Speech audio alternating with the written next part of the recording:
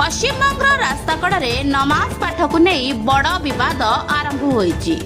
राज्य में बीजेपी सरकार पक्षरु एहा उपरे कठोर पदक्षेप नियाजिबो बोली बीजेपी विधायक अर्जुन सिंह बड़ बयान दैछन्ति।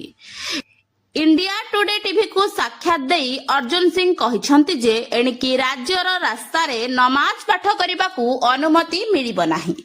मस्जिद रे नमाज पाठ करंतु किंतु रास्ता रे धार्मिक समावेश किंबा नमाज को बर्दाश्त करा जिबो नाही। बीजेपी विधायकଙ୍କ कहिबा अनुसार कैबिनेट बैठक रे मुख्यमंत्री प्रशासन को सार्वजनिक श्रृंखला और बेआईन कार्यकलाप उपरे कठोर निर्देश मध्य देइछन्ति। कोलकातार रेड रोड अंचल रे होइथिबा सार्वजनिक नमाज को उदाहरण देई से कहिसंति जे एपरि समावेश को आगकू अनुमति दिया जिबो नाही। गत वर्ष ईद नमाज को नहीं रेड रोड रे बड़ विवाद मध्य सृष्टि होइथिला। प्रतिरक्षा मंत्रालय अधीन रे थिबा एही स्थान रे सेना ट्रेनिंग कार्य थिबारु प्रथमे अनुमति दिया जाई नथिला। तेबे बीजेपी विधायकंकर एही बयान परे पश्चिम बंग राजनीति आहुरी तीव्र हेबो बोली चर्चा धरिछि।